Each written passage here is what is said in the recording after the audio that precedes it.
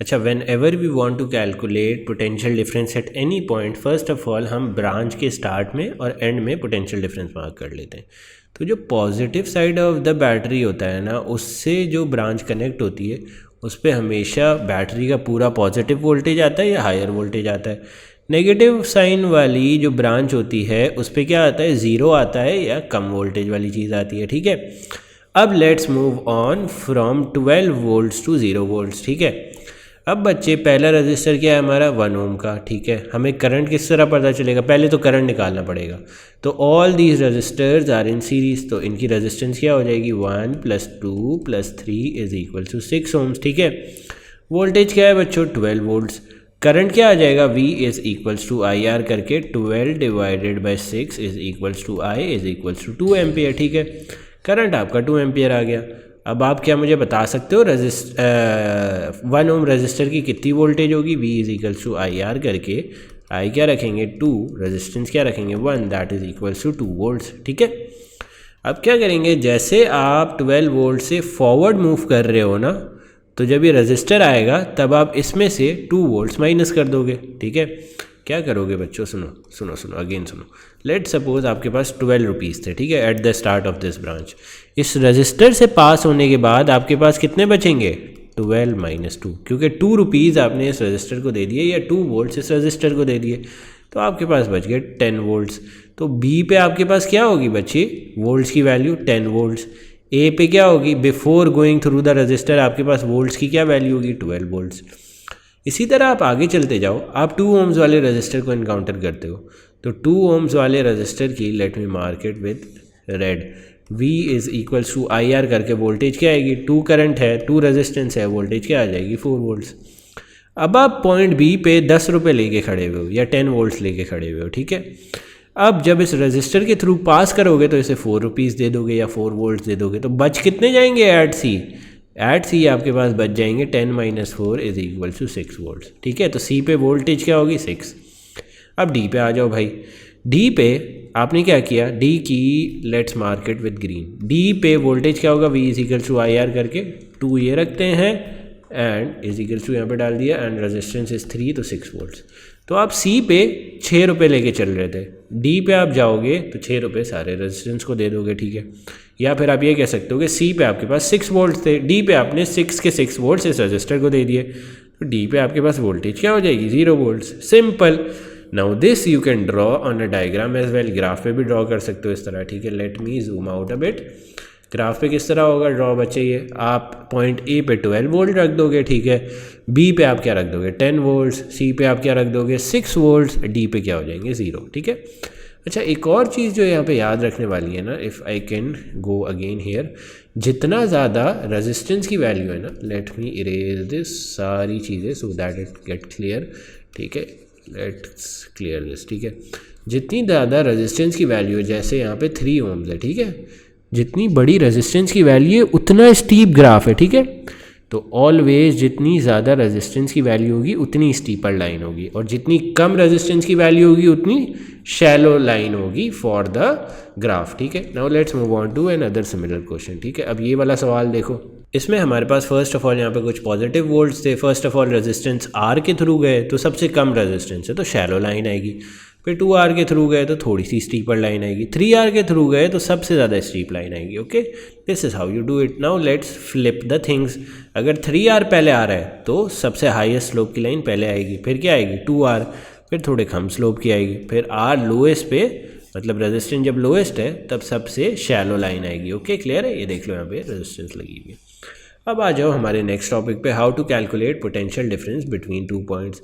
इसमें भी यही करेंगे, first of all branches mark करेंगे, जो ब्रांच का हेड पॉजिटिव वाले के साथ कनेक्टेड है उधर आ जाएगी 12 या फिर हायर वोल्टेज, जो नेगेटिव के साथ कनेक्टेड है उधर क्या आ जाएगी 0 या फिर लोअर वोल्टेज। ठीक है, अब 12 रुपीज़ या 12 वोल्टेज निकल के आप घर लेके आप निकल के घर से निकले हो। ठीक है, आपने रेजिस्टेंस इंकाउंटर किए ऑफ 2 ओम से है, तो आपने क्या किया, फर्स्ट ऑफ ऑल इस रेजिस्टेंस पे आपने देखा कि कितना वोल्टेज खर्च होगा।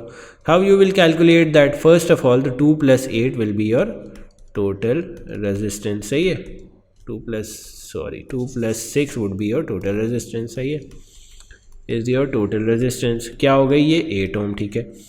अब बच्चों सीरीज़ में आपने पढ़ा था voltage gets divided according to the resistance, जिसकी रेजिस्टेंस ज़्यादा होगी उसको वोल्टेज ज़्यादा मिलेगी और जिसकी रेजिस्टेंस कम होगी उसको वोल्टेज कम मिलेगी।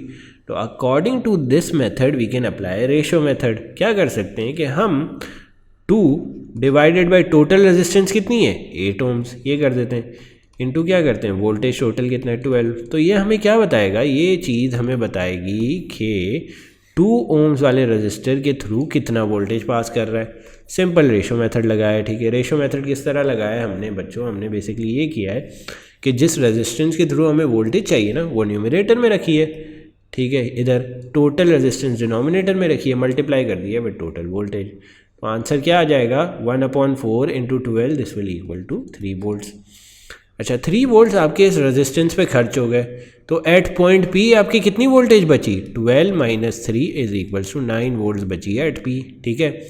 अब देखते हैं एट क्यू क्या हो रहा है, ठीक है। एट क्यू कितनी वोल्टेज बची है, क्यू के फर्स्ट वाली ब्रांच में इस पॉइंट पे 12 वोल्ट्स है, ठीक है, because this is connected to the positive terminal.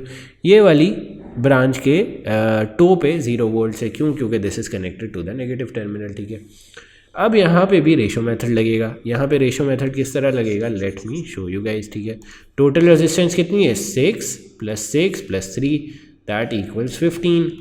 हमें किसके अक्रॉस वोल्टेज निकालना है 6 ओम्स के वाले, तो न्यूमरेटर में 6 आ जाएगा। टोटल वोल्टेज क्या रहती है इन पैरेलल कांस्टेंट, तो इधर भी 12 से मल्टीप्लाई करेंगे तो क्या आ जाएगा answer 2 divided by 5, 2 into 12 24, 24 divided by 5 is equal to what 4.8 volts, ठीक है।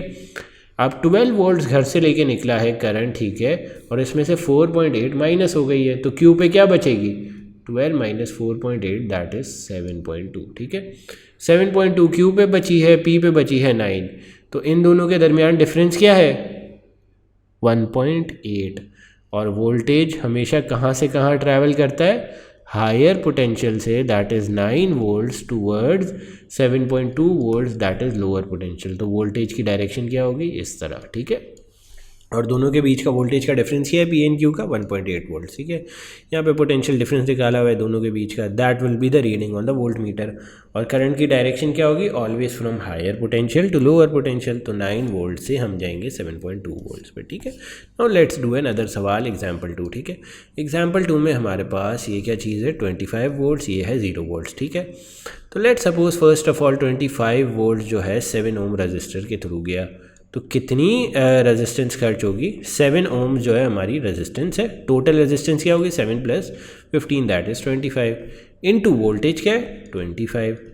तो रेजिस्टेंस 7 ओम के थ्रू कितनी वोल्टेज खर्च हो गई 7.95। तो एट पी कितनी वोल्टेज बच गई हमारे पास 25 minus 7.95 that equals to 7.05 volts, okay. अब आ जाओ ये वाली एग्जाम्पल कंसिडर करते हैं बच्चों। ये फर्स्ट ऑफ ऑल इसमें हमारे पास 5 ओम्स का रजिस्टर है, फिर 18 ओम्स का रजिस्टर है। हमें सिर्फ 5 ओम के थ्रू रेजिस्टेंस निकालनी है, वोल्टेज निकालनी है। So we divide 5 by 5 + 18 that is 23 into what into 25। Answer क्या आ जाएगा बच्चों, आंसर आ जाएगा 5.4 वोल्ट्स आ गया, ठीक है। अब ये 5.4 वोल्ट्स खर्च हो गई है फ्रॉम 25, तो we will minus it from 25, answer हमारा आ जाएगा 19.6। क्यू पे हमारी वोल्टेज 19.6 है, पी पे 17.05 है, ज़्यादा किधर है क्यू पे, तो where will the current flow from Q to P. और वोल्ट मीटर पे क्या रीडिंग आएगी, वोल्ट मीटर पे रीडिंग आएगी इन दोनों का difference 19.6 minus 17.05 will be the reading on the voltmeter, ठीक है। यही सारे सवाल मैंने यहाँ पे किए हुए, you can give it a look, okay. Volt meter पे क्या रीडिंग आएगी 19.6 माइनस 17.0 दैट इज़ 2.55 वोल्ट्स। अब चलो एक और सवाल कर लेते हैं for your practice. Let suppose इधर 30 वोल्ट्स है, इधर 0 वोल्ट्स है। You start your journey with 30 volts, you encounter a 2 ohms resistor, तो 2 ओम्स यहाँ पे आ जाएगी। टोटल रेजिस्टेंस क्या है 2 + 18 दैट इज़ 20 इंटू क्या हो जाएगा 30, तो ये क्या वैल्यू आ जाएगी 3 वोल्ट्स। तो आपने स्टार्ट 30 से किया, खर्च 3 हो गया, तो बचे कितने 27। अब क्यू के लिए निकाल लेते हैं यार। क्यू के लिए किस तरह निकालोगे भाई, you have started with 30 volts, आपके सामने 5 ओम्स का रजिस्टर आया, टोटल रेजिस्टेंस क्या है 5 + 45 that is 50 into 30, this also equals to 3 volts. तो यहाँ पे क्या बच जाएगा बच्चों, 30 - 3 इज इक्वल टू 27 वोल्ट, ठीक है। अब अगर आप गौर से देखो तो Q पे और P पे दोनों पे 27 वोल्ट्स का डिफरेंस है, तो दोनों का वोल्टेज सेम है, तो will any voltage flow through it, no voltage flow, voltmeter पे 0 की रीडिंग आएगी, ठीक है, और वोल्टेज फ्लो नहीं करेगा। क्यों? क्योंकि दोनों के P पे भी पोटेंशियल डिफरेंस 27 है, Q पे भी पोटेंशियल डिफरेंस जो है 27 है, तो डिफरेंस ही नहीं है तो कोई फ्लो ही नहीं होगा वोल्टेज का, वोल्ट मीटर पे कोई रीडिंग ही नहीं आएगी। So this is the conclusion and this also indicates a null और zero deflection on the voltmeter, ठीक है। अच्छा, इससे आपने एक कंक्लूजन क्या निकाली कि अगर रजिस्टर ए बी का ratio is equal to C D का ratio, then we can reach a null point, ठीक है। ये देखो यहाँ पे ए बी का रेशो क्या है, ए बी का रेशो इज, ये let suppose this is A, this is B, this is C and this is D, ठीक है। Let me erase extra things क्योंकि ये आपने पढ़ लिया है, अभी रिवाइंड करके देख लेना, ठीक है। ए बी का रेशो क्या है, ए बी क्या है 2 ohms over 5 ohms, C D क्या है, C D is 18 divided by 45 and this is divisible by what, 9 के टेबल में 18 कितनी दफ़ा आता है, 2 दफ़ा, 45 कितनी दफ़ा आता है, 5 दफ़ा। तो ratio of C D is equal to ratio of A B, hence we can reach a null point. So this is a conclusion that you can write in your exams कि अगर ratio of resistance A B is equal to ratio of resistance C D, तो we reach a null point. Now let's move on to our next topic, that is potentiometer. अच्छा, potentiometer helps us to measure the voltage unknown of a power supply, ठीक है। Now how we do that? Let's see that. Let's suppose आपके पास AB length है 100 centimetre wire की, ठीक है। उसके across पूरा वोल्टेज कितना जा रहा होगा, 20 वोल्ट्स, क्योंकि और कोई चीज़ या रेजिस्टेंस नहीं लगी हुई, ठीक है। सो पूरे वायर के अक्रॉस या पूरे लेंथ ऑफ यू कैन से रेजिस्टिव वायर के अक्रॉस जो वोल्टेज होगा वो 20 वोल्ट्स होगा। क्यों? क्योंकि सारा वोल्टेज इसमें ही आ जाएगा, देयर इज़ नो रेजिस्टर, ठीक है। This we also call as primary cell, ठीक है। अब बच्चों अगर मुझे बताओ, मुझे अगर कैलकुलेट करना है 25 सेंटीमीटर ऑफ वायर में कितना वोल्टेज लगेगा, तो can I calculate this through ratio method. 20 volts लग रहा है फॉर 100 सेंटीमीटर, 25 सेंटीमीटर के लिए कितना लगेगा बच्चों, 5 वोल्ट्स, सिंपल सी बात है, तो 5 वोल्ट्स लगेगा, ठीक है। सो इस वाले ग्रीन वाले एरिया में कितना वोल्ट्स लग रहा होगा, 5 वोल्ट्स, ठीक है। अच्छा, और यहाँ पे हमने क्या लगाई हुई है, एक और चीज़ सेकेंडरी सेल लगाई हुई है, दैट इज़ ऑफ 10 वोल्ट्स।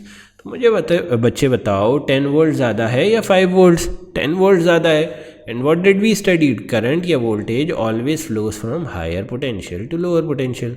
तो करंट की डायरेक्शन बच्चे इस डायरेक्शन में होगी जो मैंने ग्रीन मार्क की है, फ्रॉम एक्स टू ए, क्योंकि एक्स का पोटेंशियल क्या है 10 वोल्ट्स और ए सी का पोटेंशियल क्या है 5 volts, hence it will flow from X to A C, simple सी बात है, ठीक है। Now let's come on to part 3 example, ठीक है। एग्जाम्पल 3 में क्या है बच्चे, ए सी की लेंथ 75 सेंटीमीटर हो गई है, ठीक है। अब अगर 100 सेंटीमीटर पे प्राइमरी सेल जो है 20 वोल्ट्स दे रहा था, तो 75 सेंटीमीटर पे कितना देगा, 15 वोल्ट्स, और सेकेंडरी सेल कितने का है, 10 वोल्ट्स का। तो अगर बच्चे ये 75 सेंटीमीटर 15 वोल्ट से, ये 10 वोल्ट से सेकेंडरी सेल, तो कौन सा पोटेंशियल ज़्यादा है, 15 वोल्ट ज़्यादा है, तो current will flow from A to X, simple सी बात है, ठीक है। Now let's come on to question 4 या एग्जाम्पल 4, ठीक है। अच्छा, ये जो सेल लगा हुआ होता है ना शुरू में, दैट इज़ प्राइमरी सेल, और ये वाला जो एंड में लगा हुआ होता है that is secondary cell. This is something that you can remember, terminology है, ठीक है। अच्छा, अब 50 सेंटीमीटर पे कितना वोल्टेज होगा, अगर 100 पे 20 वोल्ट्स है तो 50 पे कितना होगा, 10 वोल्ट्स, और यहाँ पे भी 10 वोल्ट्स है। तो अगर यहाँ पे भी 10 वोल्ट्स है, 50 सेंटीमीटर में भी 10 वोल्ट्स है, so is there any potential difference, no. तो विल करंट फ्लो, नो। तो ये क्या हो जाएगा, जीरो डिफ्लेक्शन या नल डिफ्लेक्शन या बैलेंस पॉइंट भी इसे कहते हैं, ठीक है। Now let's move on to example 5 बच्चे। एग्जाम्पल 5 में क्या है, we need to calculate this unknown voltage of secondary cell अगर क्या है, अगर we have achieved a null point. इसका मतलब क्या है बच्चे कि जो 68 सेंटीमीटर का वोल्टेज है is equal to secondary cell का वोल्टेज, क्योंकि तभी तो हम नल पॉइंट रीच करते थे। तो क्या हम 63 सेंटीमीटर में वोल्टेज निकाल सकते हैं, बिल्कुल निकाल सकते हैं। हमें पता है 100 सेंटीमीटर के लिए 20 वोल्ट्स है, तो 68 सेंटीमीटर्स के लिए कितना होगा, 13.6 वोल्ट्स। तो अगर 68 सेंटीमीटर के लिए बच्चे 13.6 वोल्ट्स है, to reach a null point, इस वाले सेकेंडरी सेल का भी क्या वोल्टेज होना चाहिए, 13.6 वोल्ट, ताकि कोई पोटेंशियल डिफरेंस ही ना रहे, hence current doesn't flow and we reach a null point. तो सेकेंडरी सेल की वैल्यू क्या होगी फॉर वोल्टेज, 13.6 वोल्ट्स। एंड एक और जनरल फार्मूला जो तुम लोग याद रख सकते हो for calculating voltage, of any length throughout this wire, क्या याद रख सकते हो, length of A C that is 68 divided by length of A B that is 100 into voltage total that is 20। Simple, ठीक है। 68 डिवाइडेड बाई 100 इंटू 20 करते तो भी आपका आंसर 13.60 आता, ठीक है। Now let's move on to question 6। Question 6 में क्या लिखा है बच्चों, क्वेश्चन 6 में लिखा है कि 6 वोल्ट्स का प्राइमरी सेल है, सेकेंडरी सेल हमारे पास 2 वोल्ट्स का है, ठीक है। और हमने यहाँ पे 180 सेंटीमीटर की 12 ओम की वायर लगा दी है, ठीक है। ये 12 ओम की 180 सेंटीमीटर की वायर है। Find the length A C for which a null deflection is observed. भाई लेंथ ए सी निकालनी है जिसके लिए नल डिफ्लेक्शन हो। तो हमें पता है 180 सेंटीमीटर में कितने वोल्ट्स जा रहे हैं, 6 वोल्ट्स। हमें चाहिए कितने नल डिफ्लेक्शन के लिए, 2 वोल्ट्स। तो what will be the length, 60 centimetre. Simple. Now let's move on to example 7। Example 7 में बच्चे आप देखो एक चीज़ एक्स्ट्रा ऐड हो गई है, दैट इज़ दिस रजिस्टर, ठीक है। तो अब जो है वो आपकी पूरी वोल्टेज यहाँ पे नहीं आएगी इन द वायर, ठीक है। इन द वायर पूरी वोल्टेज नहीं आएगी, कुछ यहाँ पे भी चली जाएगी। तो अभी मैंने आपको क्या रेशियो मेथड सिखाया था ना, how to calculate voltage in a specific resistance. क्या करोगे, 12 ओम्स रजिस्टर है इस वायर की, इसको ऊपर रखोगे। टोटल रेजिस्टेंस क्या है, 6 + 12 दैट इज 18 इंटू वोल्टेज क्या है 6। तो across the wire A B कितनी रेजिस्टेंस वोल्टेज जा रही है बच्चों, 4 वोल्ट्स, ठीक है। 4 वोल्ट्स जो है वोल्टेज जा रही है अक्रॉस ए बी। और 2 वोल्ट्स किसने एक्वायर कर लिए, इसने, ठीक है। अच्छा, अब हमें लेंथ बतानी है ए सी की अगर we C a null deflection, ठीक है। अगर हम नल डिफ्लेक्शन देखना चाहते हैं तो क्या होना चाहिए, ये 2 वोल्ट जो है वो काउंटर होना चाहिए विद द 2 वोल्ट्स हियर, ठीक है। तो मुझे पता है बच्चों 180 सेंटीमीटर में कितना आ रहा है मेरे पास वोल्टेज, 4 वोल्ट्स। कैसे निकाला मैंने, 12 डिवाइडेड बाई 18 इंटू 6 करके। तो 2 वोल्ट्स मेरे पास किस लेंथ के लिए आएगा, 90 सेंटीमीटर के लिए। और अगर यहाँ पे 90 सेंटीमीटर की लेंथ हो गई तो 2 वोल्ट्स वोल्टेज आ गया, इन दोनों के बीच का डिफरेंस क्या हो गया, 0। Hence there will be a null deflection या बैलेंस पॉइंट या 0 पॉइंट, ठीक है। अब इस सवाल पे आ जाओ। अब यहाँ पे जो है पिछले वाले सवाल में और इस वाले सवाल में फ़र्क क्या है, यहाँ पे 8 ओम्स थी, यहाँ पे 6 ओम्स थी, यहाँ पे 8 ओम्स रेजिस्टेंस है। सिंपल। तो अब भी आप वायर ए बी के अंदर वोल्टेज किस तरह निकालोगे, 12 ohms divided by total resistance कितनी है, 8 + 12 दैट इज़ 20 इंटू वोल्टेज कितनी है 6। आंसर क्या आ गया, 3.6 volts across the wire A B, ठीक है। ए बी के अक्रॉस 3.6 वोल्ट्स है। तो बच्चे हमने कुछ ऐसी लेंथ सेलेक्ट करनी है ए सी की कि इट गिव्स अस 2 वोल्ट्स, क्योंकि ये भी 2 वोल्ट्स है तो दोनों 2 वोल्ट्स हो जाएंगे, तो we will get a null deflection. तो मुझे पता है 180 सेंटीमीटर में वोल्ट्स मेरे पास कितने आ रहे हैं, 3.6। तो 2 वोल्ट्स मुझे कितनी लेंथ के लिए मिल जाएंगे, 100 सेंटीमीटर के लिए। तो अगर मैं लेंथ 100 सेंटीमीटर रख दूं तो मेरे पास वोल्टेज कितनी आ जाएगी, 3.6 वोल्ट। सिंपल, ठीक है। अच्छा, इससे एक और कंक्लूजन भी ड्राइव हुई है कि अगर ये आप रेजिस्टेंस बढ़ा दोगे, ये वाली which I am marking in blue, ये वाली रेजिस्टेंस बढ़ा दोगे फ्रॉम 6 to 8, तो आपकी लेंथ क्या हो जाएगी, लेंथ बढ़ जाएगी, that you require to reach a balance point. यही मैंने यहाँ पे लिखा हुआ है, if R of primary circuit is increase from 6 ohms to 8 ohms, working suggest that a larger length is now needed to achieve balance point और null point. Simple सी बात है, ठीक है। Now let's move on to question 9, ठीक है। Question 9 या example 9 में क्या है बच्चे, यहाँ पे हमने 30 ओम्स लगा दी है, एंड अदर बिग रेजिस्टेंस 8 ओम, पहले 6 लगाई थी फिर 8, अब 30 लगा दी। देखते हैं क्या होता है। अच्छा, अब हम क्या करेंगे, हमें 12 ओम के थ्रू वोल्टेज चाहिए, तो 12 डिवाइडेड बाई 30 + 12 क्या हो जाएगा, 42 इंटू वोल्टेज क्या है हमारा 6, तो आंसर क्या आ जाएगा 1.7। तो बच्चों अगर देखो आप, अब अगर आपके पास पूरी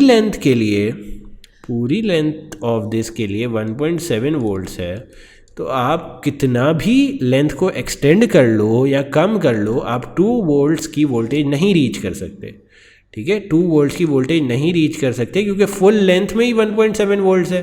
तो you can never reach a balance point अगर voltage of A B is less than secondary cell का वोल्टेज, तब आप कभी भी नल पॉइंट रीच नहीं कर सकते। हमने क्या किया, हमने वोल्टेज निकाला, ठीक है, that comes out to be 1.7 volts. और यहाँ पे सेकेंडरी सेल का जो वोल्टेज है दैट इज़ 2 वोल्ट्स, ठीक है। तो कभी भी अगर पूरे वायर की voltage is less than the secondary cell, तो कभी भी नल पॉइंट रीच नहीं होगा, ठीक है। Now let's move on to example 10। Example 10 में बच्चे क्या लिखा हुआ है, 0.5 ओम का रजिस्टर है यहाँ पे, and we have an ammeter here, E जो है हमें निकालनी है इसमें, ठीक है। एंड वी हैव 4 ओम की रेजिस्टेंस का wire that is 100 centimetre long, and this is 90 centimetre, ठीक है, जो AC लेंथ है। फर्स्ट ऑफ ऑल हम क्या करते हैं भाई, वोल्टेज निकाल लेते हैं। वोल्टेज किस तरह आएगा, 4 ohms divided by 4 + 0.5 into 2, that is this voltage. तो आंसर क्या आ जाएगा फॉर AB 1.78, ठीक है। अब अगर 100 सेंटीमीटर में 1.78 है तो 90 सेंटीमीटर में कितना EMF होना चाहिए to reach a balance point? We calculated through the ratio method और आंसर क्या आ गया, 1.6 वोल्ट, सिंपल, ठीक है। Now let's move on to example number 3, example number 11, sorry my bad, ठीक है। एग्जांपल नंबर 11 में क्या है बच्चों, वही सिनेरियो है, ठीक है, बट इस टाइम क्या है, we have connected a resistor here, so will it make any difference? No, क्योंकि नल पॉइंट बच्चे जब आप रीच करते हो तो करंट ऑलरेडी ज़ीरो हो चुका होता है, तो आप no matter how big of a resistor लगाओ उसके अक्रॉस वोल्टेज क्या होगा, ज़ीरो। तो it will make no effect to the value of null point या द वैल्यू ऑफ E या द रीडिंग ऑन A, ठीक है। सो हेंस सेकेंडरी सर्किट में रेजिस्टेंस प्लेस करने का कोई इफेक्ट नहीं होता, यहाँ पे I have written it here, ठीक है। Hence this resistor in the secondary circuit gets zero regardless of its value. Hence its presence or absence will not have any influence on the working of the circuit. Okay. Now let's compare the working of a variable resistor with the working of a potential divider. Simple, ठीक है। Now here is a variable resistor. Variable resistor का हमने क्या पढ़ा था? We can vary its resistance from different values जो कि given होती हैं, 0 to 18 given है इसमें, ठीक है। अगर हम वैरी करते हैं, 0 रखते हैं सपोज करो पहले रेजिस्टेंस की वैल्यू, तो क्या आएगा, रेजिस्टेंस मिनिमम हो जाएगी और करंट क्या आ जाएगा, मैक्सिमम 2 एम्पेयर। अब अगर वैल्यू को 18 करते हैं तो टोटल रेजिस्टेंस क्या हो जाएगी, 18 + 6 24, और करंट की वैल्यू क्या आ जाएगी, 0.5 एम्पेयर। इसमें करंट की वैल्यू क्या आ गई थी, अगर हमने रेजिस्टेंस मिनिमम रखी थी तो करंट की वैल्यू क्या आ गई थी, 2 ampere. So what is the current की range that we are getting through variable resistor, 0.5 से लेकर 2 एम्पेयर, ठीक है। अब we calculate the same thing with the potential divider, ठीक है। पोटेंशियल डिवाइडर में बच्चे अगर आप अपनी जो स्लाइडिंग कॉन्टैक्ट है वो B पे प्लेस करते हो, ठीक है, तो आपकी रेजिस्टेंस क्या होगी, 6 ohms, वोल्टेज क्या होगी, 12 ohms, आपको करंट कितना मिलेगा, 2 एम्पेयर। अब अगर आप A पे प्लेस करते हो अपना स्लाइडिंग कॉन्टैक्ट तो रेजिस्टेंस क्या हो जाएगी बच्चे, 0। रेजिस्टेंस इज़ बेसिकली 6 ohms, ठीक है। रेजिस्टेंस तो 6 ohms रहेगी बट आपकी वोल्टेज क्या हो जाएगी, 0, करंट आपकी 0 हो जाएगी। तो आपकी करंट की रेंज क्या आ गई, फ्रॉम 0 to 2 एम्पियर। और वेरिएबल रेजिस्टर में क्या आ रही थी, 0.5 to 2 एम्पियर। तो कौन सा बेहतर हुआ, कौन सी बड़ी रेंज है, 0.5 से लेकर 2 बड़ी रेंज है या 0 से लेकर 2 बड़ी रेंज है, 0 से लेकर 2 बड़ी रेंज है obviously. So we prefer potential divider या पोटेंशियोमीटर ओवर वेरिएबल रेजिस्टर, ठीक है। What is the purpose, serve in both circuits to adjust very the brightness of the bulb और the speed of the fan, ठीक है। Why is potential divider considered a better choice, क्योंकि इसमें हमें wider range of values मिल जाती हैं, ठीक है। Now let's come on to the concept of drift velocity. Drift velocity बच्चों ये होता है कि if you have an area of a cylinder and उसमें इलेक्ट्रॉन्स हैं छोटे छोटे that are moving at a velocity, you can calculate that velocity, ठीक है। अब इसकी डेरिवेशन देख लेते हैं, चलो। इसकी डेरिवेशन में क्या है बच्चों, 1 मीटर स्क्वायर के अंदर n नंबर ऑफ इलेक्ट्रॉन्स है, तो AL that is the volume of this cylinder, A क्या है, एरिया, L क्या है, लेंथ ऑफ दिस सिलेंडर। तो AL के बीच में, AL वॉल्यूम के बीच में जो इलेक्ट्रॉन्स होंगे दैट विल बी NaL। क्यों, क्योंकि 1 मीटर स्क्वायर के अंदर कितने इलेक्ट्रॉन्स थे, n number of electrons. AL volume के बीच में कितने इलेक्ट्रॉन्स होंगे, NaL, ठीक है। एक इलेक्ट्रॉन का चार्ज E होता है तो NaL नंबर ऑफ इलेक्ट्रॉन्स का चार्ज क्या होगा, NaLe, ठीक है। इतना क्लियर है। अब बच्चों करंट का हमने क्या फॉर्मूला निकाला था, चार्ज अपॉन टाइम। तो चार्ज हमने ये रख दिया NaLe। टाइम किस तरह आता है, distance divided by speed. Distance क्या हो गया, L, स्पीड क्या हो गया, V, सो वी डिवाइडेड। इस फॉर्मूला में L से कट जाता है and we get this answer for I is equals to NaVe। इसमें N क्या है बच्चों, this N is number of electrons, A क्या है, एरिया ऑफ सिलेंडर, ठीक है। और एक और बात सुनो, V क्या है, वेलोसिटी ऑफ इलेक्ट्रॉन्स। E क्या होगा, E would be the charge on one electron, charge on one electron that is equal to what 1.6 into 10⁻⁻⁻19 coulomb. Simple सी बात है, ठीक है। अच्छा, what does the value of N depend on? N बेटा depend करता है, कंडक्टर अगर होगा तो एन हाई होगा, that is the number of electrons. अगर एन जो है वो इंसुलेटर होगा तो एन जो है वो लो होगा, ठीक है। Now let's come on to an example या फिर सवाल फॉर ड्रिफ्ट वेलोसिटी, ठीक है। ड्रिफ्ट वेलोसिटी बच्चों एरिया पे डिपेंड करती है, ठीक है। अभी हमने करंट का क्या फार्मूला निकाला, I is equal to N A E V, ठीक है। ये जो चीज़ है ना v, this is the drift velocity. तो अगर मैं इसे आइसोलेट कर दूँ, i divided by N A E is equals to v, तो इसका रिलेशनशिप एरिया के साथ क्या होगा? एरिया के साथ इसका रिलेशनशिप क्या है? Inversely related. इसका मतलब क्या है? अगर एरिया को मैं 4 टाइम्स कर दूंगा, दैट इज़, अच्छा अगर मैं डायमीटर को d से 2d करता हूँ, d से 2d करता हूँ, तो एरिया क्या हो जाएगा? a से 4a, बिकॉज एरिया का फॉर्मूला क्या है? a is equals to pi D square divided by 4। तो d पे अगर मैं 1 से 2 जाऊँगा तो एरिया पे मैं a से 4a जाऊँगा, ठीक है। तो अगर मैंने एरिया 4 टाइम्स कर दिया तो वेलोसिटी क्या हो जाएगी बच्चे? 4 टाइम्स डिक्रीज़। 4 टाइम्स अगर एरिया बढ़ रहा है तो वेलोसिटी 4 टाइम्स डिक्रीज़ हो जाएगी, v जो हो जाएगी 1/4 भी हो जाएगी, ठीक है। और इसका इन्वर्स प्रोपोर्शनैलिटी का ग्राफ तुम लोगों को पता है, इस तरह का कर्व बनता है, सिंपल, ठीक है। How to compare drift velocity in a series combination. चलो अब थोड़े से इसके सवाल देख लेते हैं। अब इसमें बच्चों हमें क्या गिवन है? इसमें फर्स्ट ऑफ ऑल हमें डी गिवन है, 2L गिवन है, रेजिस्टिविटी गिवन है और n गिवन है, ठीक है, नंबर ऑफ इलेक्ट्रॉन। सो हमें निकालना क्या है? Ratio of velocity of p divided by ratio of velocity of q। तो सिंपल, हमने वेलोसिटी का क्या फार्मूला पढ़ा अभी? ड्रिफ्ट वेलोसिटी का i divided by n a e। अब सीरीज़ में करंट सेम रहता है, सो i जो है वो i रहेगा यहाँ पे, ठीक है। n की जगह n रहेगा, दोनों में नंबर ऑफ इलेक्ट्रॉन सेम है। अच्छा, एरिया इज़ डिफरेंट, यहाँ पे डायमीटर d है, यहाँ पे डायमीटर 2d हो जाएगा। d अगर 2d हो जाएगा तो एरिया क्या हो जाएगा? a से 4a। So we change the area, बाकी सब चीज़ें सेम रहेंगी, तो you get this ratio as 4/1। Now let's move on to next example question, that is how to compare drift velocity in parallel combinations. First of all, what do we have? We have to compare resistance divided by resistance of P divided by resistance of Q निकालनी है। तो resistance का formula क्या पढ़ा था? resistivity into L divided by A, ठीक है। अब P के लिए रेजिस्टिविटी क्या है? 2P, तो यहाँ पे रख दिया। L क्या है? 4L। A क्या है? A क्या है? A, तो यहाँ पे रख दिया, क्योंकि डायमीटर सिर्फ D है। अच्छा, Q के लिए क्या है बच्चों? Q के लिए रेजिस्टिविटी 5P है, 5P रख दी। L की जगह क्या रख दिया? 9L। A की जगह क्या रखा? एरिया की जगह 16A, क्यों? क्योंकि डायमीटर D से 4D हो गया, तो एरिया किससे हो जाएगा? A से 16A। Simple, you will get this ratio for resistance P divided by resistance Q as 128 divided by 45। अब करंट का क्या रेशो होगा? रिवर्स ऑफ या inverse of resistance, that is IP divided by IQ क्या होगा? 45 divided by 128। Simple. अब अगर velocity of P divided by velocity of Q निकालना है तो क्या करोगे? You will basically apply the drift velocity का formula again, that is I divided by NAE।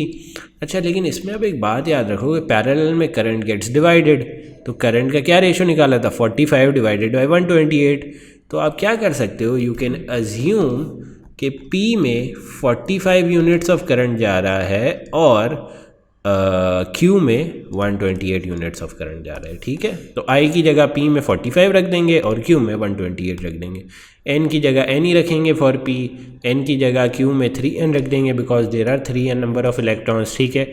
A की जगह 16A रख देंगे for Q because the diameter is 4 times, तो area will be 16 times. Simple, you can calculate this 135/8, ठीक है।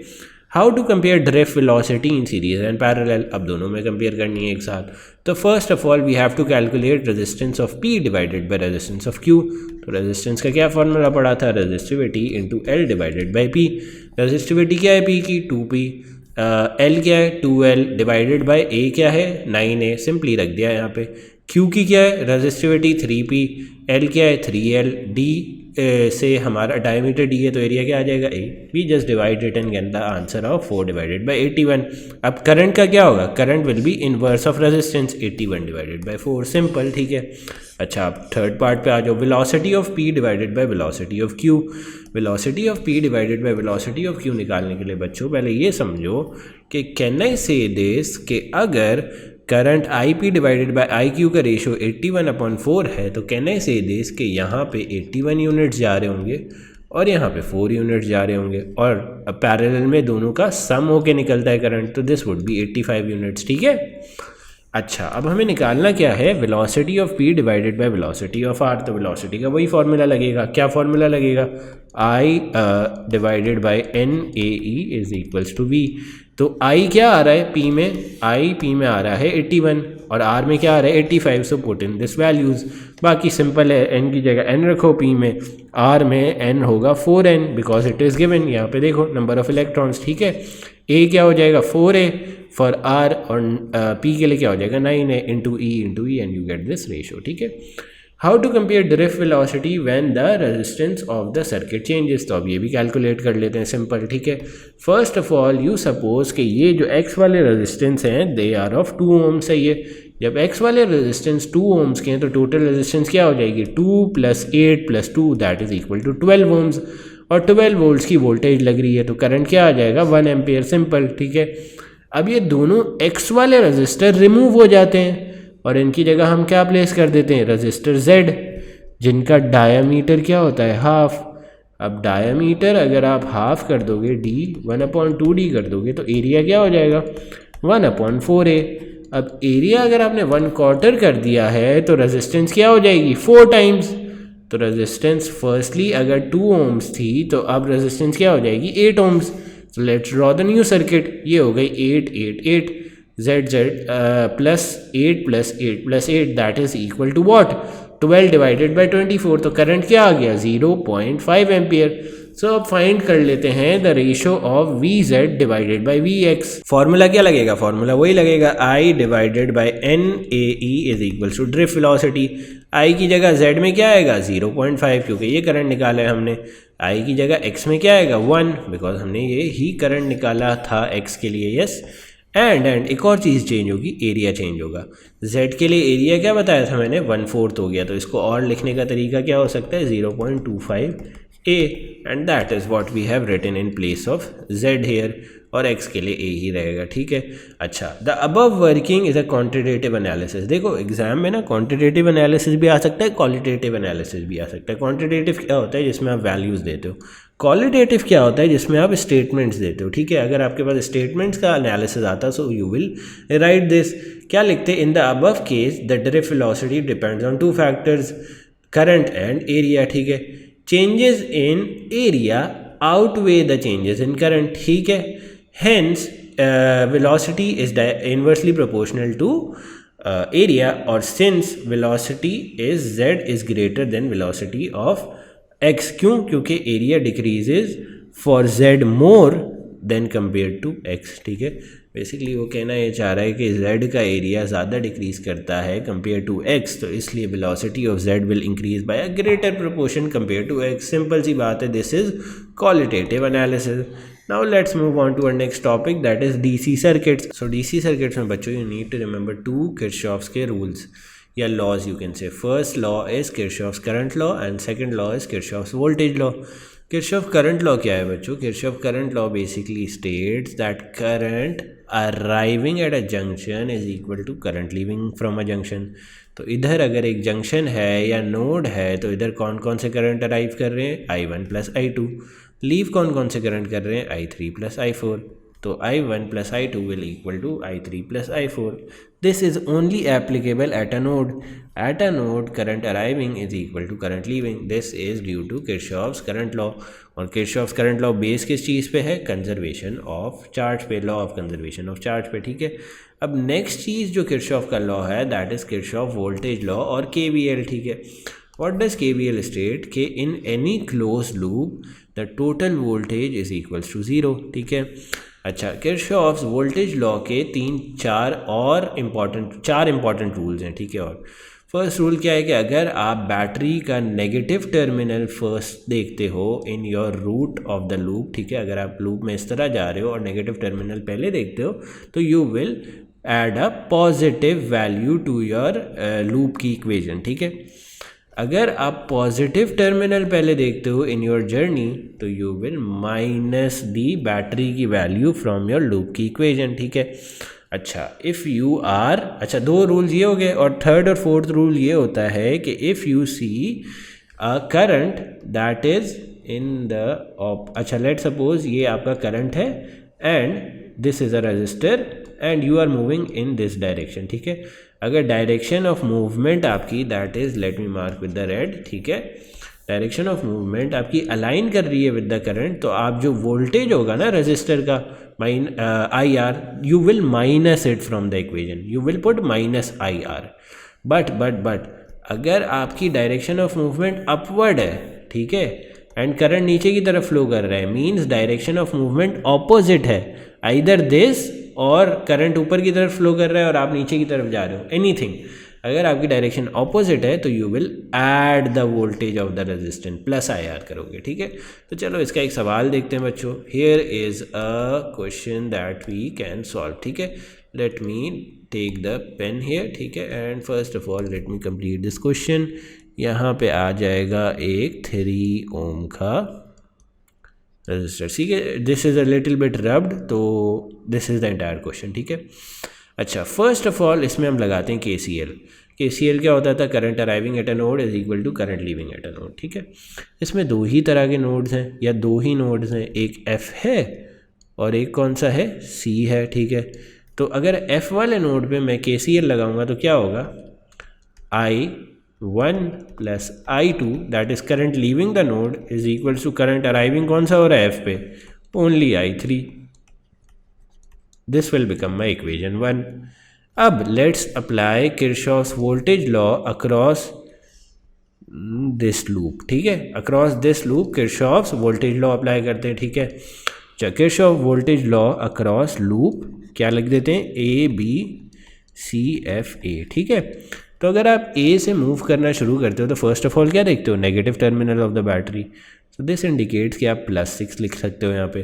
फिर आप जाते रहते हो you see R register and आपकी डायरेक्शन ऑफ मूवमेंट क्या है? नीचे की तरफ, करंट भी नीचे की तरफ है, तो रजिस्टर की जो वोल्टेज की वैल्यू आएगी that will be what? In the negative -3I2, ठीक है। फिर then you move in the direction of the loop. फिर आप वापस रजिस्टर देखते हो और आपकी direction of movement aligns with the direction of current, तो वापस क्या करोगे? -I3। वापस you keep on moving and इस दफ़ा आपकी डायरेक्शन क्या है? ऊपर की तरफ, ठीक है। करंट भी ऊपर की तरफ है, so what will be this voltage? -2I2। ये किसके इक्वल होता है? Complete voltage in a loop is equal to 0। This is your equation 2। Now let's consider another loop, ठीक है। Now let's consider another loop for Kirchhoff's law, voltage law. Now I will consider this bigger loop ABDEA, सही है। So let me mark it loop ABCDEFA। So if I start moving from A, first of all क्या देखता हूँ? Negative terminal of 6 volts, तो इधर आ जाएगा +6। फिर क्या देखता हूँ? नीचे की तरफ जा रहा हूँ, करंट भी नीचे की तरफ है और ये 3 ओम का वोल्टेज क्या हो जाएगा? नेगेटिव -3I2, ठीक है। फिर मैं नीचे ही जा रहा हूँ और फिर मैं क्या देखता हूँ? पॉजिटिव फर्स्ट आ रही है टर्मिनल, तो क्या हो जाएगी? -2। फिर मैं इस तरह जाता रहता हूँ, बट यहाँ पे बच्चों I1 की डायरेक्शन क्या है? I1 is in this direction और मेरी मूवमेंट क्या है? In the right direction. I1 किस डायरेक्शन में? लेफ्ट डायरेक्शन में। सो दिस इज ऑपोजिट, तो इस दफ़ा रजिस्टर की जो वोल्टेज है that will get plussed 3 × I1, ठीक है। अब मैं जाता रहता हूँ सीधा ऊपर की तरफ, तो ऊपर की तरफ अगर जा रहा हूँ तो करंट क्या है? ऊपर की तरफ ही। So this voltage of the 2 ohms की रेजिस्टेंस विल गेट -2 × I2 और इसका सम किसके इक्वल होता है? 0। This is your equation 3. You have 3 unknowns and 3 equations. Can you solve simultaneously? Yes, you can solve it and can calculate the value of I1, I2 and I3. We will further practice इसके questions in the past paper की examples. Don't worry about it. अभी यहाँ पे जो मैंने equations की हैं, I hope it is clear to you. Laws clear हैं और अगर कुछ clear नहीं है तो you can ask me in the comments. सही है? Now let's move on to the concept of external resistance, internal resistance, loss volts and EMF. ठीक है? External resistance basically refer to any component appliance which is connected to the circuit, जैसे bulb हो गया, heater हो गया, register हो गया, ठीक है। Internal resistance is basically resistance offered by the chemicals in the battery, okay. Internal resistance को हमेशा स्मॉल आर से रिप्रेजेंट करते हैं, एक्सटर्नल को हमेशा कैपिटल आर से रिप्रेजेंट करते हैं, okay.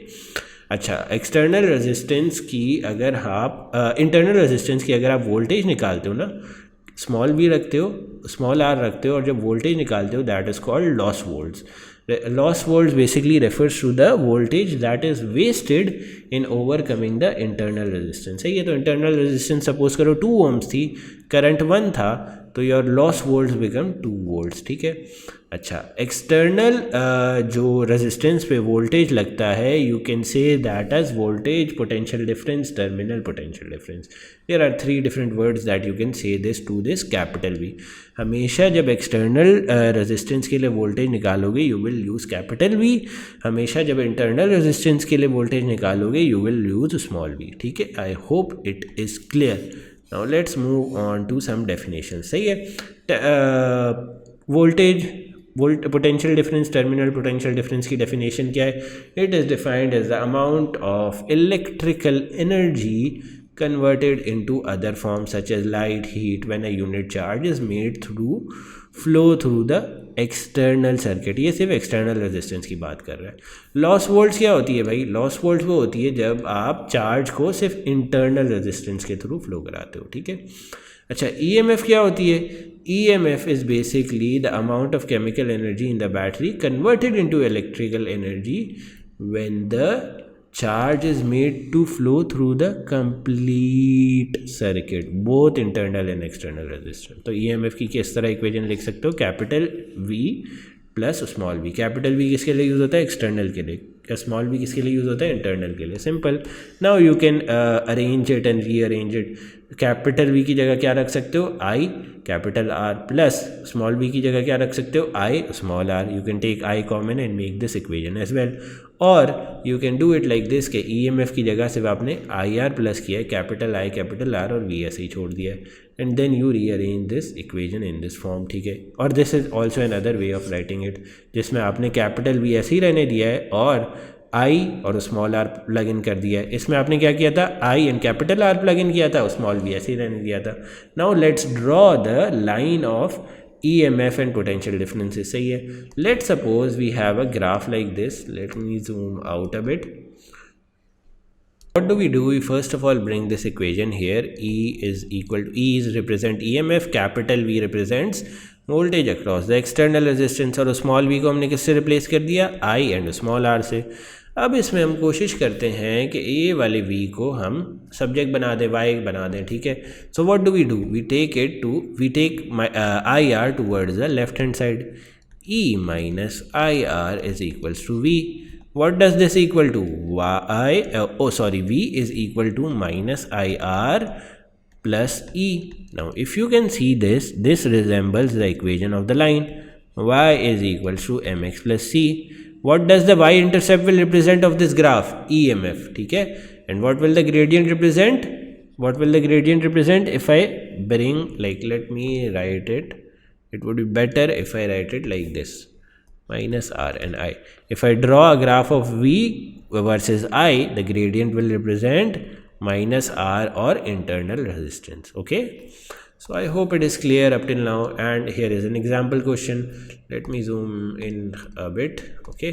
So what do we have? We have V versus I ka graph. What is the y-intercept? It will tell us the EMF. EMF is 4 volts. Internal resistance, what it is? It is the gradient basically. What is the gradient? 4 divided by 2. You will get internal resistance as 2 ohm. Sketch the graph on the same axis if EMF is halved. EMF is half, तो क्या हो जाएगा? वो EMF 2 volts हो जाएगी, ठीक है। R is doubled, R double हो जाएगी तो 4 ohms हो जाएगी। तो अगर 2 volts आपकी EMF है तो 0.5 volts आपकी करंट हो जाएगी to get an external resistance of 4 ohms. Simple. Experiment which can be used to calculate the EMF and the internal resistance R of the cell. How can we use that experiment to calculate EMF and internal resistance of the cell? It is really simple, ठीक है। When the variable resistor is set at 1 resistance, the voltmeter reads 1 volt, सही है, and current this, ठीक है। जब variable resistor बच्चे एक specific value पे सेट हुआ है तो the voltmeter and current ammeter reads these values. Let me circle it. ठीक है, जब आप वेरिएबल रजिस्टर को R2 पे शिफ्ट कर देते हो तो what do the voltmeter and ammeter read? The voltmeter read this and ammeter read this. So these two can act as your points. Let's suppose हमने V versus I का graph बनाना है. ठीक है, तो these two can act as your points. V will be your y axis and current will be your x axis. So what point does it give you? 0.5 and 1. What point does this give you? 0.3 and 0.9. So if you have 2 points, can you plot the equation of a line? Yes. If you can plot the equation of a line on this graph, can you calculate the EMF and internal resistance? Yes, easily. Okay, what is the equation that we just studied? V is equal to minus Ri plus E. Okay, so if we plot a graph of V versus I, we will get the gradient as R and EMF as the y-intercept. Simple. We have done this below. We can take these two and either solve this as simultaneous equations, or we can do what? We can basically plot a graph and calculate the value. Simple. Now procedure क्या था? Procedure था set up the arrangement as shown, set the variable resistor at the value of R1, obtain V and A, and then then set the variable resistor to R2 and then obtain ammeter and V की reading again.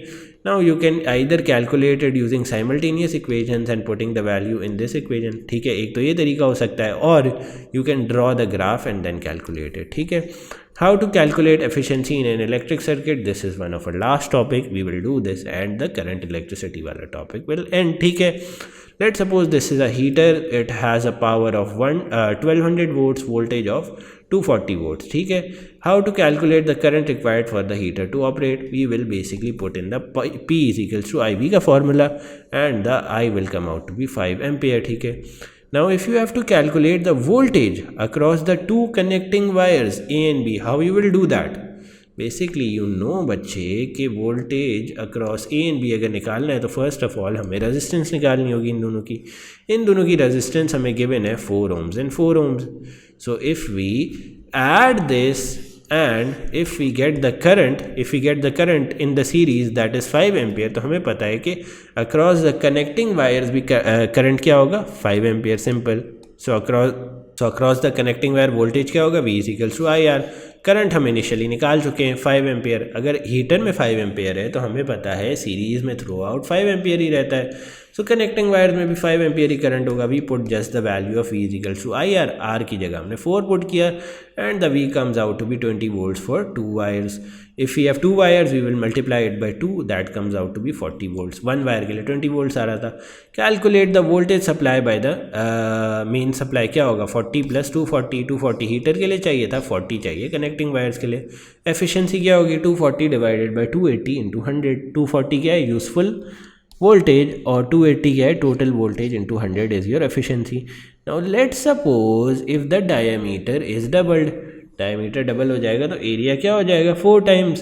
Area 4 times हो जाएगा बच्चे, तो resistance क्या हो जाएगी? 4 times decrease हो जाएगी. तो 4 ohm से कनेक्टिंग वायर की रेजिस्टेंस क्या कर जाएगी? 1 ohm आ जाएगी. ठीक है, अब जब आपकी रेजिस्टेंस 1 ohm आ जाएगी बच्चों, तो अगर ये मैं फार्मूला लगाऊँ वापस, V is equals to IR for the connecting wires, तो अगर करंट 5 ही है, रेजिस्टेंस 1 है, तो what does the voltage come out to be for 1 wire? 5 volts. And for 2 wires it comes out to be 10 volts. ठीक है, now the wasted volts are 10, तो efficiency बढ़ जाएगी ना. 240 divided by 250 into 100 is equals to 96%. So thicker wire का ये फ़ायदा होता है कि it gives you higher efficiency, less wear and tear होता है, less overheating होती है. But disadvantage क्या होता है? It is expensive. ठीक है.